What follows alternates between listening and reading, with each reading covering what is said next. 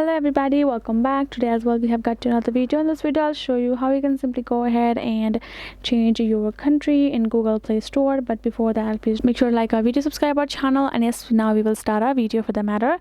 First, go ahead and access your Play Store on your mobile phone, and then afterwards you can see this at the top right corner. Tap on this profile icon option, and now tap on the settings option given below, and now you can see this option called general on top right. Once you have tapped on it, this drop down menu will open up, including this option of account and device preferences. Tap on it. Now here in this section you're going to find this option called country and profiles. Okay, and if you read it down below, we do have our Nepal country. You should change your play country only when you move to a new country. So the thing is, if you move to a new country, your Play Store will automatically ask for the permission of your location and detect it and change it.